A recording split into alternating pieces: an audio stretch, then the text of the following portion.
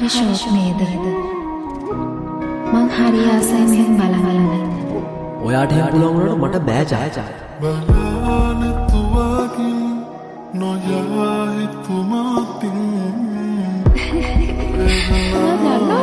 මං හරි ආසයි මොකද දිහා බලන්න.